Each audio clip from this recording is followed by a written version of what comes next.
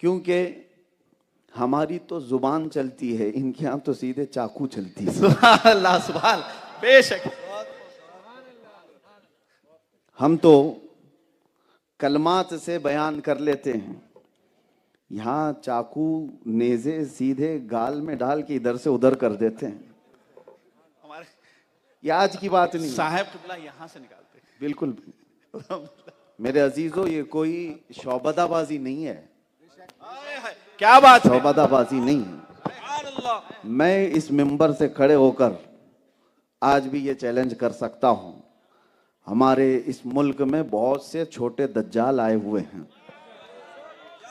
ہماری باتیں پہنچتی ہیں، ارے چٹی نکال کر کے بابا بتائے ڈھکوسلا تو کیا چیز لے کر کے آیا تھا، یہ تو روز کے بچوں کے کھیل ہیں، کون سی چٹی کس کے بارے میں، تو سارے کر رہے ہیں۔ ان چھوٹے دجالوں سے میں کہتا ہوں، آ جاؤ ایک بار ورنگل کی سرزمین پر، چٹی وٹی سے نہیں کھیلتے ہیں، چٹی پیپر اس کی باتوں سے نہیں کھیلتے ہیں۔ آؤ یہاں صاحب سجادہ آج بھی بیٹھے ہیں، کہانیاں نہیں ہیں، باپ دادا وہ کرتے تھے، باپ دادا یہ کرتے تھے، کہانیاں نہیں ہیں۔ آؤ ہاتھ میں تم بھی ایک سلاخ لے لو، یہ بھی لے لیتے ہیں، بہت خوب، بہت خوب۔ اور خود سے نہیں، تم ان کو ڈالو یہ تمہیں ڈالیں، سہ سکو تو پھر ہم بھی دیکھ لیں۔ کیا بات ہے، کیا بات ہے۔ میرے عزیزو، یہ وہ آستانے ہیں جہاں آج بھی ہدایت کے نور پھیلتے ہیں، دیکھنے والوں کی نگاہوں کی قصور ہے۔ اکثر ہوتا کیا ہے میں آپ کو بتاؤں، انسان کے جسم کے اندر اتنی اللہ کی نشانیاں ہیں جسے وہ خود نہیں سمجھ پا رہا ہے۔ قرآن میں اللہ نے فرمایا وَفِي أَنفُسِكُمْ أَفَلَا تُبْصِرُونَ، تمہاری ذات میں میری نشانیاں ہیں، اللہ فرماتا ہے۔ میں کس لیے کہہ رہا ہوں، توجہ، ورنگل کی سرزمین میں رہ رہے آپ، قاضی پیٹ، یہ وہ مقدس جگہ جہاں پر بڑے بڑے اولیاء آپ کے ارد گرد آرام کر رہے ہیں۔ ہوتا کیا ہے، ہمارے اندر کی نشانیاں ہمیں نظر کیوں نہیں آ رہی؟ یہ جو ہم دو ٹانگوں پر کھڑے ہیں نا، یہ اللہ کی نشانی ہے، لیکن ہوتا یہ ہے کہ روز جس چیز کو ہم دیکھتے ہیں تو اسے وہ تعجب نہیں لگتا ہے۔ تمہارا یہ چلنا پھرنا دو ٹانگوں سے اتنے پورے جسم کو لے کر، یہ اپنے آپ میں ایک بہت بڑی تعجب کی بات ہے، لیکن تمہیں وہ لگتا نہیں کیونکہ روز دیکھ رہے ہو، روزانہ دیکھ رہے ہو۔ آپ کو یہ پتہ نہیں ہے، آپ کی یہ پلکوں کا جھپکنا اٹھنا، کبھی کبھی اس کی طرف توجہ کیا ہے؟ سائنس نے اس پر سالوں تحقیق کی ہے، اگر یہ بند ہو جائے تو اس کو بلڈوزر سے کھینچ کر کے بھی صحیح نہیں کر سکتے، ہے اتنی پتلی سی یہ پلکیں تمہاری، اور اگر نہ بند ہو تو کھینچ کے بھی نہیں بند کر سکتے، لیکن بغیر کسی سپرنگ کے یہ روزانہ پتہ نہیں کتنی مرتبہ جھپکتی ہے، اٹھتی ہے۔ اس کے اندر کون سی طاقت ہے؟ یہ اپنے آپ میں ایک نشانی ہے اللہ تعالیٰ کی آیات میں سے، ہم اس کی طرف توجہ نہیں کرتے، کیوں؟ روز چیز ہو رہی ہے، جو چیز ہیبیٹیٹ ہے، عادت میں آ گئی ہے، وہ انسان کو تعجب نہیں لگتی۔ شاید ایسی ہی کچھ باتیں ہیں، اولیاء آپ کے ارد گرد فیض خوب لٹا رہے ہیں اور تمہاری نظریں وہاں تک نہیں جا رہی ہیں، دیکھ نہیں پا رہے ہو۔ اسی لیے کسی نے سچ کہا ہے، نہ پوچھ ان خرقہ پوشوں کو، ارادت ہو تو دیکھ ان کو، ید بیضا لیے بیٹھے ہیں اپنی آستینوں میں۔ میں لفظ بیابانی سنتا ہوں تو ایک عجیب احساس ہوتا ہے تو جنگل کو کہا جاتا ہے، جنگل کو کہا جاتا ہے، لیکن اللہ والا جس جنگل میں بیٹھ جائے وہ شہر سے بھی بہتر بن جاتا ہے، پھر وہ بیابان لفظ ہی رہ جاتا ہے، حقیقت میں نہیں ہوتا۔ ان اولیاء کاملین کو اللہ تعالیٰ نے وہ اثر عطا فرمایا ہے، اور بڑا فخر ہے میرے عزیزوں۔ میں آپ کو آپ کی حیثیت گناتے ہوئے آتا ہوں۔ سب سے پہلی فخر کی بات یہ ہے کہ اللہ نے انسان بنایا، دوسرے یہ ہے کہ اللہ تعالیٰ نے مسلمان بنایا، تیسرے یہ ہے کہ اللہ نے امت محمدیہ میں بنایا، چوتھے یہ ہے کہ امت میں بھی بہت سارے تگڑم بازیاں ہیں ادھر کے ادھر کے ہیں، اللہ نے اس میں سنی بنایا ہے۔ سنی بنا کر رکھا ہے. میرے عزیزو اس پر مزید یہ ہے کہ اللہ تعالیٰ نے اولیاء کے ادب کرنے والی جماعت میں رکھا ہے. تم کیٹیگری کے اعتبار سے دیکھا جائے تو چنندہ ہو، ہر چیز میں اللہ تعالیٰ نے تمہیں اٹھا کر کے رکھا ہے. یہ ڈالروں اور ریالوں پر پلنے والی جماعت نہیں ہے، یہ آستانوں کے لنگر پر پوری زندگی گزارنے والی قوم. فخر ہے میں اس بات پر، فخر ہے. عزیزان گرامی وقار، آج تک وہ قومیں وہاں تک نہیں پہنچ سکیں جو پورے ریال کے بھر بھر کر کے بھرمار جس پر ہو رہی ہو. ڈالر جن کے اوپر خرچے کیے جا رہے ہیں وہ ایسے بھی مولوی ہیں باہر سے، چاہے وہ امریکہ سے لانے والے، ایران سے لانے والے یا سعودی سے لانے والے، اپنی اپنی جماعتیں چمکانے کی کوشش کرتے رہے. 100 سال میں بھی وہ وہاں تک محنت کر کے نہیں پہنچ پائے. ان درویشوں نے اپنے پاس بٹھا کر کے جس کو پہنچا دیا تھا بغیر کسی ریال کے. یہ حقیقی بات میں کہہ رہا ہوں. چاہے دنیا آج بھی پوری طاقت لگا دے، اپنا پورا پیسہ خرچہ کر دے، آپ کو پتا ہے جب کسی کے پاس پاور آتا ہے، طاقت آتی ہے، تو سب سے پہلے وہ کس کا مشن روکتے ہیں؟ اولیاء کا مشن. ان کو چلتی پھرتی جماعتوں سے تکلیف نہیں ہے. آج بھی دیکھیں اسرائیل جیسا کٹر دشمن اسلام، وہ بھی کہتا ہے، اس کو بھی تبلیغی جماعت سے کوئی ڈر نہیں ہے. ان کے ہاں غیر مضر چیز ہے، غیر مضر ہے، کوئی تکلیف دینے والی جماعت نہیں ہے، یہ چلتی پھرتی ہے. پھر ڈر کس سے ہے؟ کہا یہ سنیوں سے، یہ جو رسول اللہ کے عشق کی بات کرتے ہیں، یہ جو محبت اولیاء کی بات کرتے ہیں. وجہ یہ ہے کہ یہاں ایمان جوش کھاتا ہے، اور اگر ان میں کا ایک بھی کھڑا ہو گیا تو ہزاروں کو سلا دے گا. پوری دنیا یہ اسی قوم کو اپنے نشانے پر رکھتی ہے. وجہ یہ ہے کہ ایمان تمہارے پاس ہے. اسی کو اعلیٰ حضرت نے کیا کہا؟ تیری گٹھری تاکی ہے اور تو نے نیند نکالی ہے. سونا جنگل رات اندھیری چھائی بدلی کالی ہے، سونے والو جاگتے رہیو چوروں کی رکھوالی ہے. آنکھ سے کاجل صاف چرا لیں یا وہ چور بلا کے ہیں، تیری گٹھری تاکی ہے. تیری گٹھری تاکی ہے مطلب کیا ہے؟ شیطان تیری ہی گٹھری چرانے کے پیچھے لگا ہوا ہے، اور ایسے میں تو سو رہا ہے. شیطان کو دوسروں کی گٹھری سے مطلب ہی نہیں. ارے ہو تو مطلب، سب کچھ تمہارے پاس ہے. ایمان تمہارے پاس ہے، عشق رسول تمہارے پاس ہے، عشق اولیاء تمہارے پاس ہے، قرآن کے آداب تمہارے پاس ہے، صحیح تفسیر تمہارے پاس ہے، صحیح احادیث تمہارے پاس ہے. یہ بیش بہا قیمتی چیزیں رکھے ہو تو تمہاری گٹھری تو دیکھی گئی ہے. اس کو چرانے کے لیے پوری طاقت لگائی جاتی ہے. اور ایسے میں اعلیٰ حضرت کہتے ہیں سونا مت، سونا مت. سونا بن ہے، سونا زہر ہے. سونا پاس ہے، سونا بن ہے، سونا زہر ہے. اٹھ پیارے، 3 بار لفظ سونا آیا. سونا پاس ہے، گولڈ تمہارے پاس ہے. سونا کیا ہے؟ گولڈ. یعنی گولڈ تمہارے پاس ہے. سونا بن ہے، یہی بیابان ہے. یعنی بن کہتے ہیں جنگل کو، ویران جنگل ہے، ایسے میں تمہارے پاس گولڈ رکھا ہوا ہے. اور ایسے وقت میں سونا نیند زہر ہے. اٹھ پیارے، سونا پاس ہے، سونا بند ہے، سونا زہر ہے. اٹھ پیارے.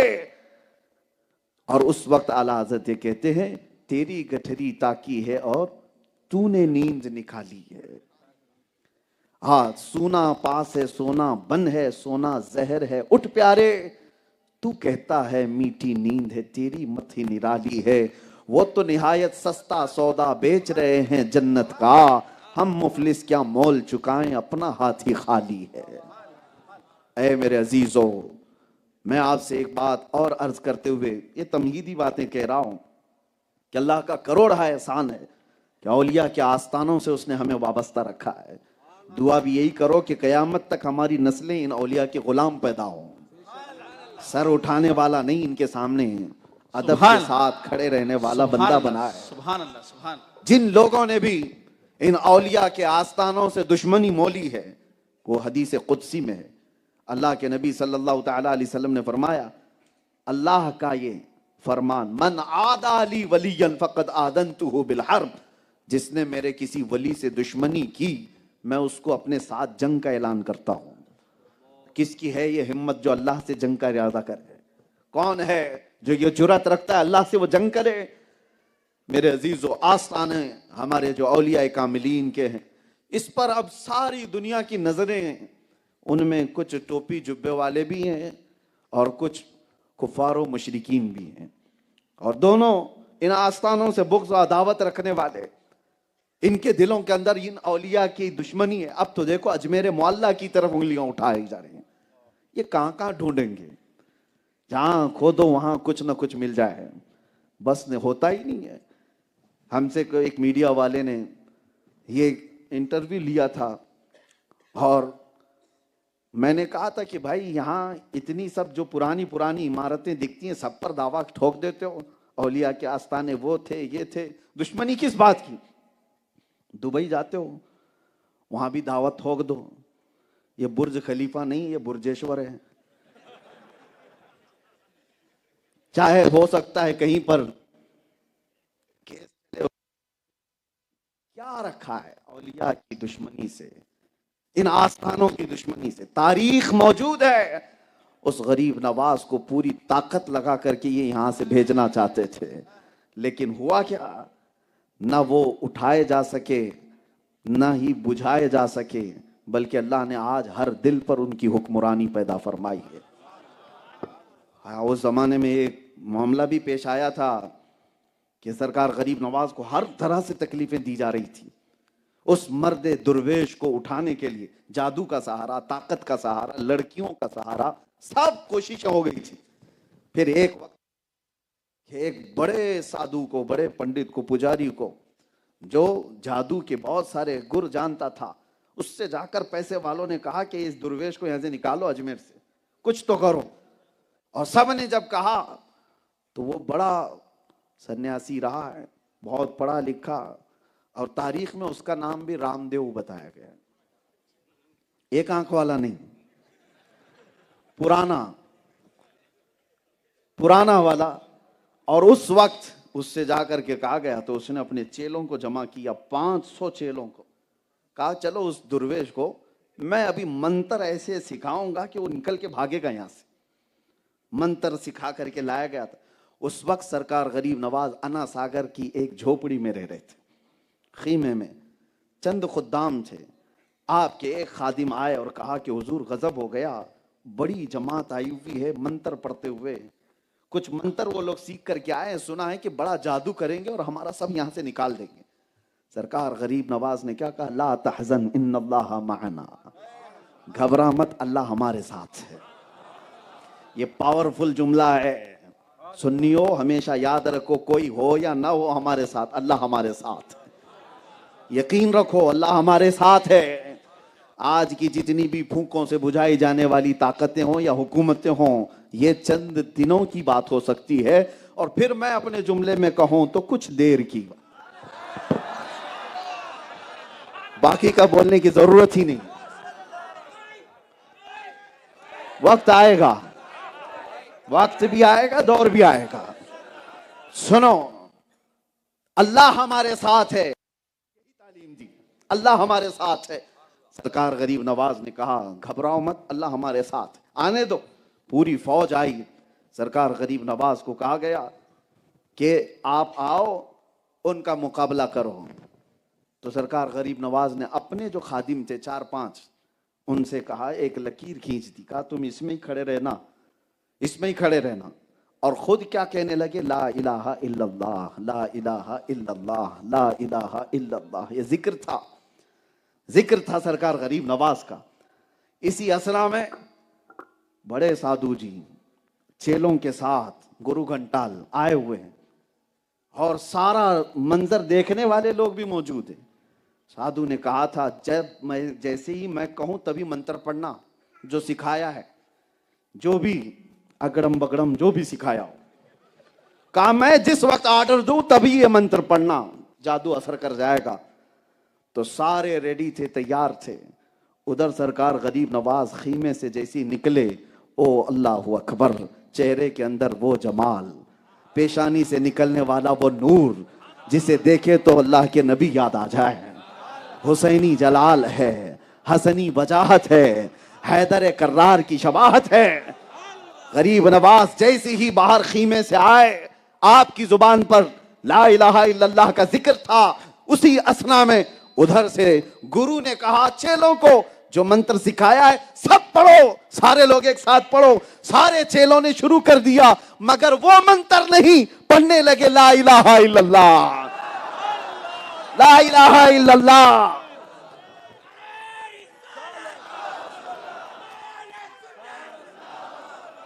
सरकार गरीब नवाज ने देखा और खुद्दाम भी देख रहे हैं, अरे ये सीख के क्या आए थे और पढ़ क्या रहे हैं।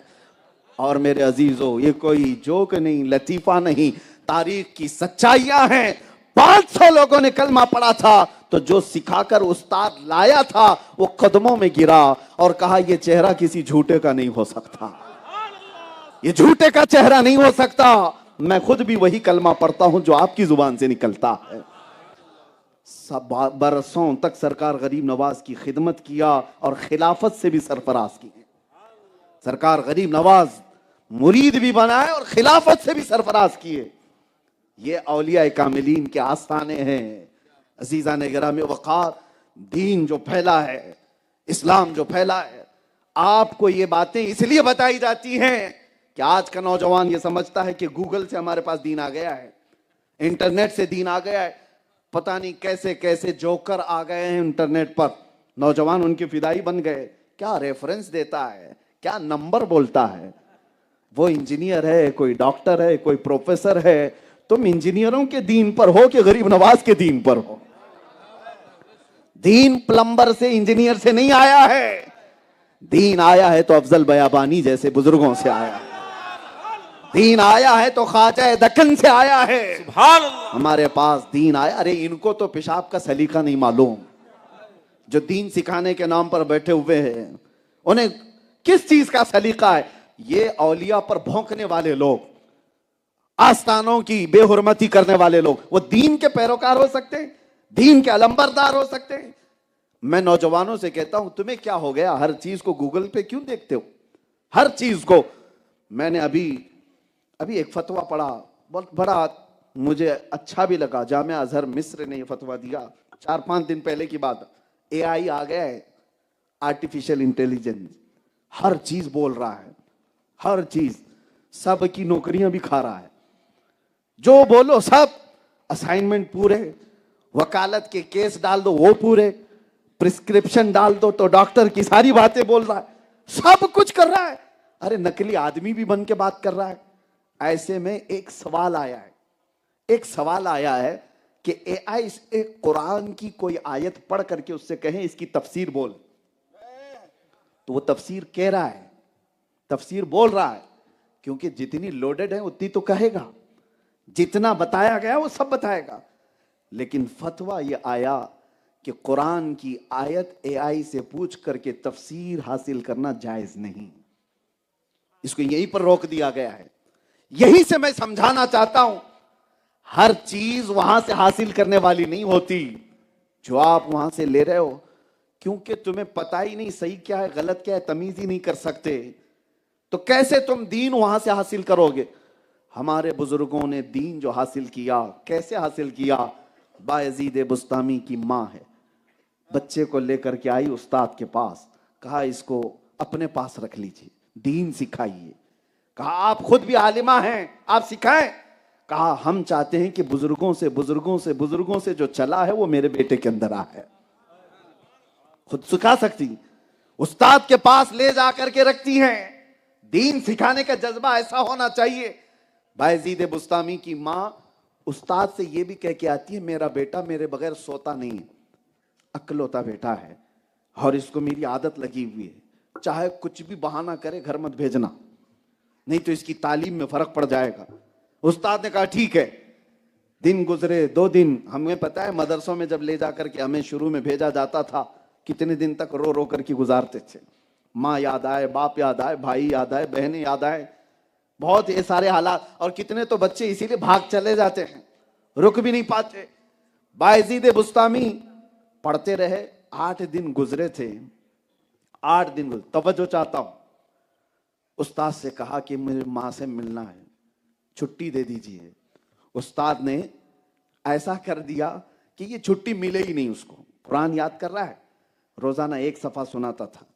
तो उन्होंने कहा 8 सफ़े सुना देगा तो छुट्टी, 8 सफ़े कुरान सुना दे छुट्टी है। वो बायजीद बुस्तामी थे, गए लगन के साथ पढ़े, 2-4 घंटों में ही आए, उस्ताद से कहा मुझे छुट्टी दीजिए। उस्ताद ने कहा तुझे पता नहीं है मैंने क्या कहा? कहा हुजूर 8 सफ़े याद कर चुका हूं, सुन लीजिए। अब उस्ताद दंग रह गए कि ये बच्चा जो थोड़ा सा सुनाता है वो इतना कुरान कैसे याद किया। सुनने लगे तो सब सुना दिया। अब इनके पास कोई बहाना ही नहीं रह गया था बच्चे को रोकने का। कहा जा छुट्टी है जाके आ, लेकिन शाम से पहले आ जाना। इधर उस्ताद ने भेजा था, बायजीद घर गए, माँ का दरवाजा बंद था, घर का दरवाजा बंद था। खटखटाया, जब घर से करीब हो रहे थे धड़कनें बढ़ती जा रही थी। जिस घर में उनकी आंखें खुली, माँ को देखा है। जैसे ही दरवाजा खटखटाया अंदर से आवाज आई, कौन है? कहा माँ तेरा बायजीद आया है। तो माँ ने फौरन क्या कहा, कौन बायजीद? कौन बायजीद? माँ अपने बेटे से ऐसे पूछ सकती है? माँ अगर अपने बेटे का नाम याद ना रखे तो फिर कौन याद रखता है? बायजीद ने कहा माँ तेरा बेटा। माँ ने कहा मेरा एक बेटा था, मैंने अल्लाह को दे दिया, अब मेरा कोई बेटा नहीं। मेरा एक था, मैंने उसे दे दिया है अल्लाह की राह में, दीन के लिए। मेरा अब कोई है नहीं। बायजीद दरवाजा नहीं खोला, बगैर माँ से मुलाकात किए वापस फिर उस्ताद के पास आ गए। जिंदगी पूरी बीत गई, पढ़ते रहे। एक दिन खबर आई कि बायजीद की माँ का इंतकाल हो चुका। सीधे जनाजे में जाना हुआ। ये दीन सिखाने का निजाम हमारे बुजुर्गों का था। ले जाकर के उन्होंने ऐरे गैरे नत्थु खेरे के पास नहीं कहा कि यहां से दीन ले ले, यहां से दीन ले ले। दीन हमारे पास बुजुर्गों से ही होकर के आया है।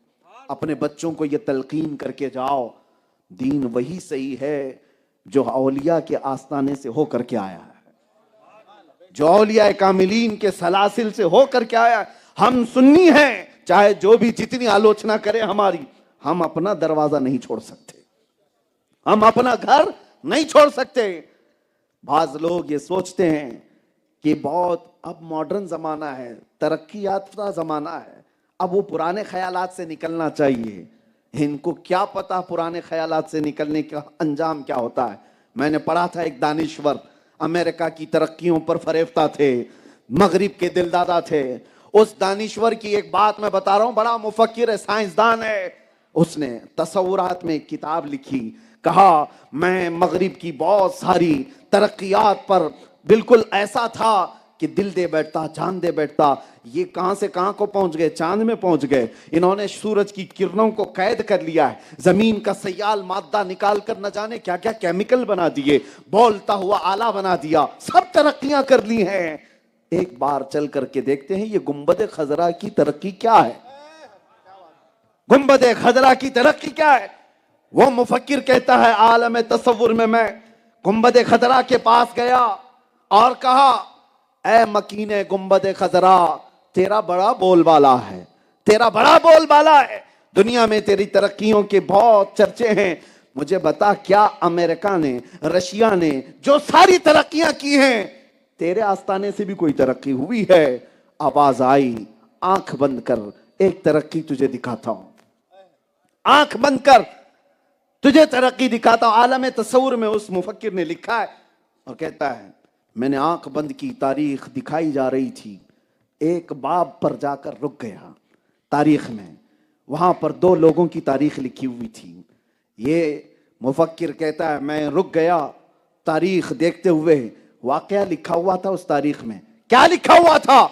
एक नौजवान हसीन चेहरे वाला मस्जिद नबवी में आता है, मस्जिद नबवी में आता है और एक बुजुर्ग सफेद कपड़ों में बैठे हुए हैं। आने वाला नौजवान बुजुर्ग के पास आया और कहा आपके पीछे चलने आया हूं। बुजुर्ग ने कहा ठीक है आजा, मेरे पीछे चलने आया है। अब सुनो, इस मुफक्किर ने उंगली रख करके पूछा बताओ तारीख के औराख ये दोनों हैं कौन? ये कौन है? ये जवान कौन है? ये बूढ़ा कौन है?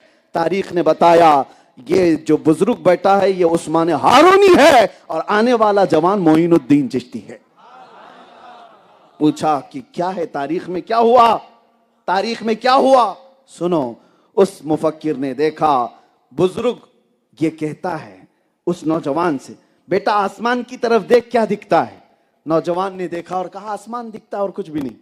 پھر کہا زمین کی طرف دیکھ اور کیا دکھتا ہے؟ نوجوان معین الدین چشتی نے کہا زمین دکھتی اور کچھ بھی نہیں. قریب بلایا اور اپنی 2 انگلیاں غریب نواز معین الدین چشتی کی آنکھوں پر رکھ دیا اور کہا اب آسمان کی طرف دیکھ اور بتا کیا دکھتا ہے؟ میرے 2 انگلیوں کے کمان کے درمیان سے جانب آسمان دیکھ, کیا دکھتا ہے؟ معین الدین چشتی نے آنکھوں کو دیکھا 2 انگلیوں کے کمان کے بیچ سے. کس کے؟ عثمان ہارونی, خواجہ عثمان ہارونی جو پیر و مرشد ہیں, ان کی انگلیوں کے کمان کے بیچ سے دیکھنے لگے اور پھر پکار کر کہا حضور پہلا آسمان بھی دکھ رہا ہے, دوسرا اور تیسرا بھی دکھ رہا ہے, چوتھا اور 5واں بھی دکھ رہا ہے, چھٹا اور 7واں بھی دکھ رہا ہے, یہی نہیں عرش خدا تک دکھ رہا ہے. 2 انگلیوں کے بیچ سے عرش خدا تک دکھ رہا ہے. کہا زمین کی طرف دیکھ. زمین کی طرف دیکھا تو معین الدین چشتی نے پکار کر کہا زمین کے 7 طبق ہی نہیں تحت الثری تک دکھ رہا ہے. بس یہ منظر دیکھا اس مفکر کو گنبد خضرا سے آواز آئی بند کر, بند کر. اب یہ تاریخ دیکھ لیا, ایک بزرگ کو ایک جوان کو, اٹھ اور جا پورے امریکہ میں رشیا میں تیرے ترقی یافتہ دور میں ایک ایسا انسان لا کر کے دکھا جس کے 2 انگلیوں کے بیچ سے اوپر دیکھیں تو عرش خدا دکھے اور نیچے دیکھیں تو تحت الثری دکھے. وہ گھبرایا ہوا نکلا, کہا ہمارے ہاں ترقی تو مٹیریل کی ہے, انسان کی کہاں ہے؟ ساری ترقی ارے انسانوں نے اس پہ محنت کیا, لوہے پر اس کو مائک بنا دیا, میٹل پر ترقی کیا کمپیوٹر بنا دیا, میٹل پر کام کیا ہے پلین بنا دیا. سارے تو میٹل کی ترقی ہے, لوہے کی ترقی ہے. موبائل کس چیز کا ہے تمہارا؟ یہ جن دھاتوں سے بنا ان دھاتوں کی ترقی ہے. تیری کیا ترقی ہے؟ تیری ترقی ہوتی تو آج غریب پھانسی لگا کر مر نہیں رہا ہوتا.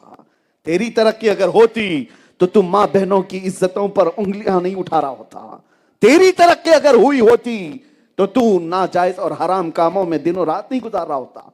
میٹل کی ترقی کی ہے دنیا نے, پوری دنیا نے مل کر میٹل کی ترقی کی ہے, اور واحد وہ درسگاہ ہے گنبد خضرا جہاں میٹل کی نہیں انسان کی ترقی کرائی جاتی ہے. یہ وہ آستانے ہیں, ہو سکتا ہے یہاں آنے والے فقیر دکھتے ہوں, درویش دکھتے ہوں, ان کے آگے پیچھے کچھ دکھتا نہیں ہے, یہ جھولیاں لے کر کے گھومنے والے درویش. لیکن میرے عزیزو وہی شعر پھر میں پڑھتا ہوں, نہ پوچھ ان خرقہ پوشوں کو, ارادت ہو تو دیکھ ان کو, ارے ید بیضا لیے بیٹھے ہیں اپنی آستینوں میں. ہاں ویسے اولیاء کے آستانوں سے لگے ہوئے درویش دکھتے ہیں. ابھی ہمارے غلام افضل بیابانی صاحب یہ تو صرف اوپر سے دکھتے نہیں, اندر سے ہیں بھی. 300 بھینسیں جس کے پاس پل رہی ہوں. نعرے تکبیر. اللہ تبارک و تعالیٰ نے بے حساب جو دنیاوی معاملات عطا کیے ہیں, یہ اسی لیے نہیں ہے کہ سیاسی جماعتوں سے حاصل کیا ہوا, یہ اولیاء کرام کی خدمت کا صلہ ہے. میرے عزیز و آستانوں کی برکت ہے. میں یہاں پر یہ کہہ رہا ہوں کہ ان اولیاء کاملین کے ہاں درویشی سکھائی تو جاتی ہے لیکن اندر سے پاورفل بنایا جاتا ہے, اندر سے پاورفل بنایا جاتا ہے. یہاں پر میٹل کی نہیں انسان کی ترقی کرائی جاتی ہے. بارگاہ مصطفیٰ میں کیا ہوا تھا؟ لوگ آج سوال اگر کریں کہ اسلام نے کیا سکھایا ہے, ایک مغرب دل دادا حضرت علامہ مفتی شریف القمجدی رحمۃ اللہ تعالیٰ علیہ کے ہاں میں نے سنا تھا کسی بڑے یا ان کا ہے یا دوسرے استاد کے پاس آیا اور کہنے لگا ارے مولانا ابھی بھی بخاری پڑھا رہے ہو؟ امریکہ چاند میں چلا گیا, رشیا زمین میں اندر چلا گیا, کہاں سے کہاں ترقی کرا لیا, اور تم تو بخاری ہی پڑھ رہے ہو ابھی. تو بخاری پڑھانے والے محدث نے کہا تھا وہ تو چاند میں گیا, وہ زمین میں گیا, تو بیچ میں کھڑا رہ گیا. اور بخاری پر سوال کرتا رہ گیا؟ تجھے سوال کرنے کے لیے پیدا کیا گیا ہے؟ بخاری شریف پڑھتے ہوئے جو لوگ آگے گئے ہیں میرے عزیزوں، لوگ دنیا میں کامیابی کو کیا سمجھ بیٹھے ہیں؟ ایسے ایسے ترقی کی چیزیں بنانا چاہیے تبھی وہ کامیاب ہے۔ سائنٹسٹ بن جائے، میزائل بنا دیا، بہت کامیاب۔ میزائل بنانے والا کامیاب، بارود بنانے والا کامیاب۔ دنیا کا یہی تو ہے کانسیپٹ ابھی، جو پوری دنیا کو تباہ کرنے والے آلے بنا کر کے دے گا وہ کامیاب۔ کس نے بنایا؟ ارے اس نے بنایا ہے، اس نے وہ ڈوم بنایا ہے، اس نے وہ میزائل بنایا، اس نے راکٹ بنایا، پوری دنیا کو تباہ و برباد کرنے والے آلے جو بنایا۔ دنیا سمجھ رہی ہو بہت ترقی یافتہ لوگ ہیں، بٹن بناؤ تو راکھ میں بدل جائے، یہ ترقی ہے؟ ترقی یہ نہیں ہے۔ ترقی ان اولیاء کاملین نے کی ہے جو گرتے ہوئی قوموں کے اندر صرف اپنے ایک کلمہ طیبہ سے پورا منور کر دیا ہے، ان کے دلوں کو روشن کر کے رکھا ہے۔ تباہ و برباد کرنے والے آلے بنانے والا آدمی ترقی یافتہ نہیں، انسان کو انسانیت سکھانے والا وہ اللہ کا ولی، وہ ترقی یافتہ ہے، وہ بہت اونچائی پر پہنچا ہوا ہے۔ اسی لیے جنید بغدادی نے کیا کہا تھا؟ ابھی صاحب سجادہ نے ایک بات کہی نا کہ ہم کینچی والے لوگ نہیں، سوئی دھاگے والے لوگ ہیں، پھاڑنے والے کاٹنے والے لوگ نہیں ہیں، سلنے والے ہیں، جوڑنے والے لوگ ہیں۔ بہت ساری چیزیں میں بھی سن کر کے آیا تھا مولانا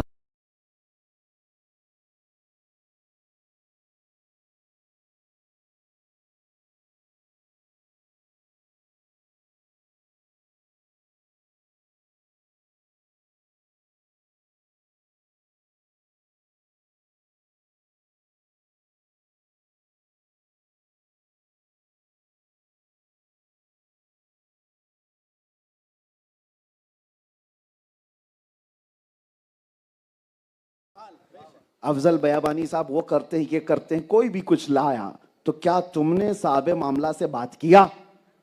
صاحب معاملہ سے بات کیا؟ پتہ نہیں کون کون سی چیزیں پھیلائی میرے تقریر میں آنے سے پہلے، حالانکہ میں نے کوئی سوال نہیں کیا، کوئی پوچھا نہیں، انہوں نے صرف اتنا کہا، شاید میرا آنے کا مقصد بھی میں آپ کو بتاتا ہوں۔ انہوں نے کہا کہ اس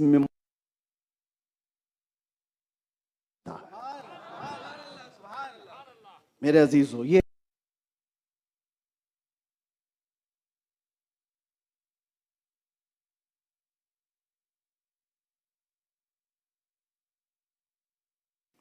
پانی میں ایک بچھو ڈوب رہا تھا، پانی کا بچھو نہیں تھا، ڈوب رہا تھا۔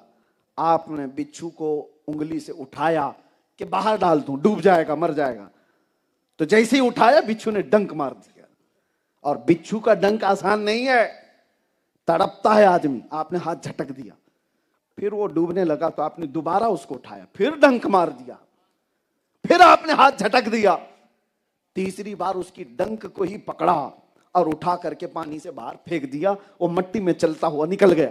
ڈنک تو مارا تھا۔ مرید نے کہا سرکار جنید بغدادی سے کہ وہ موذی جانور ہے، ڈنک پہ ڈنک مار رہا ہے اور آپ اس کو پھر اٹھا رہے ہو۔ جنید بغدادی نے کہا وہ بچھو ہے، ڈنک مارنا اس کی فطرت ہے، وہ اپنی فطرت پر عمل کر رہا ہے، اور ہم اللہ والے ہیں، مدد کرنا ہماری فطرت ہے، ہم اپنی فطرت پر عمل کر رہے ہیں۔ نعرہ تکبیر، نعرہ رسالت، یا رسول اللہ۔ مدد کرنا ہماری فطرت ہے، ہم مدد کر رہے ہیں۔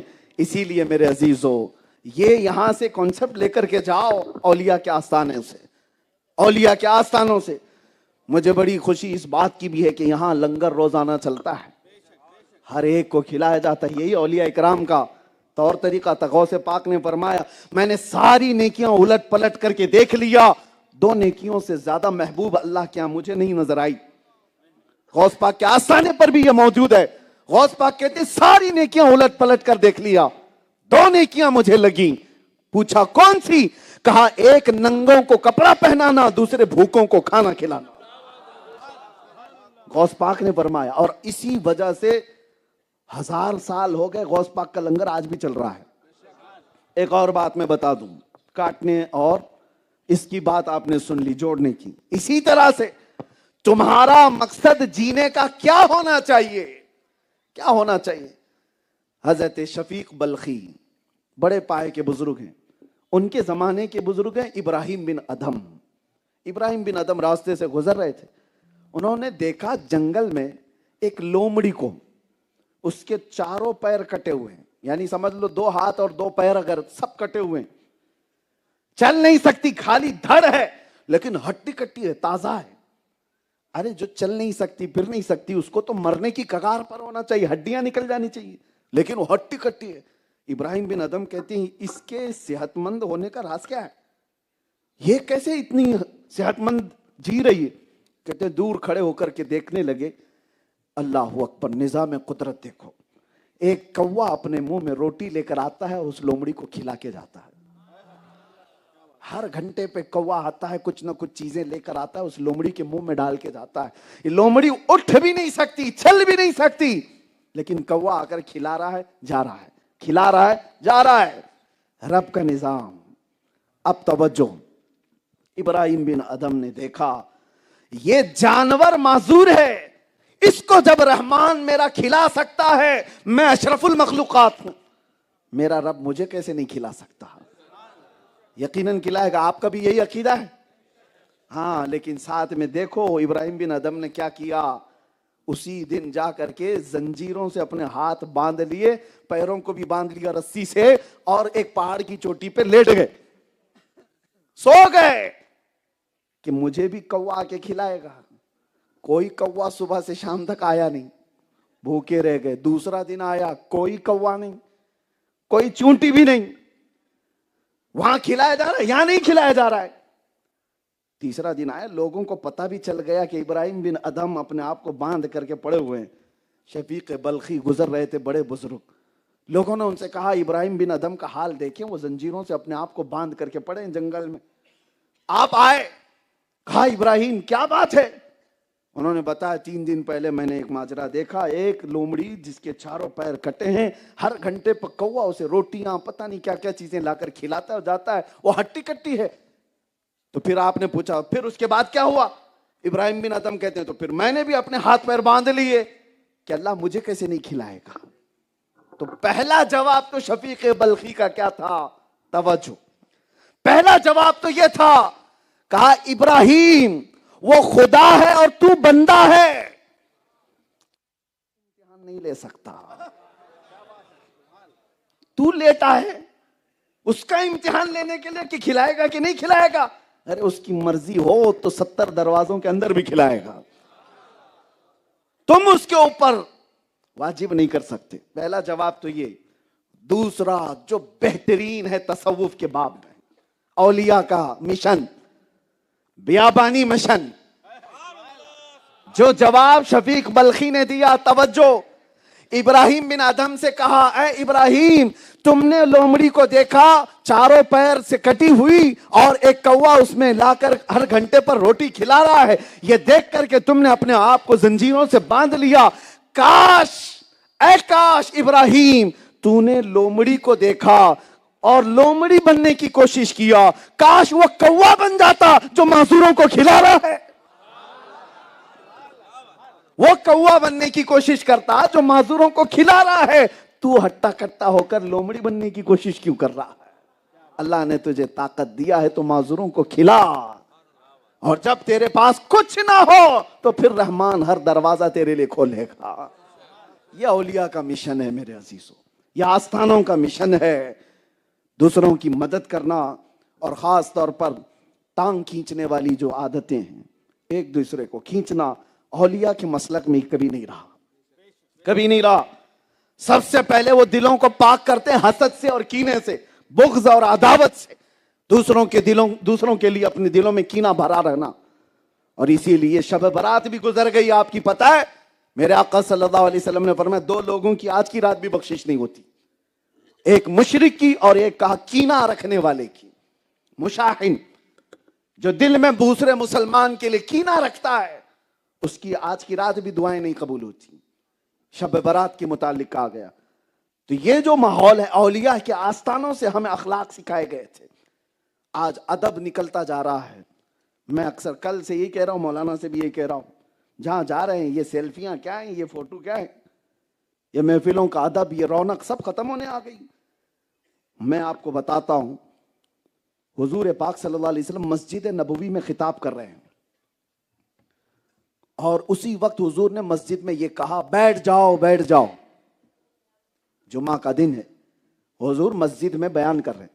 ایک صحابی عبداللہ بن رواحہ، وہ راستے سے آ رہے تھے، ابھی مسجد میں پہنچے نہیں تھے، ان کے کانوں میں حضور کی آواز آئی، وہ گلی میں ہی بیٹھ گئے، مسجد نہیں پہنچے، راستے میں ہی بیٹھ گئے، اور اس کے بعد ایسے پیروں کو گھسیٹتے ہوئے مسجد کی طرف جانے لگے.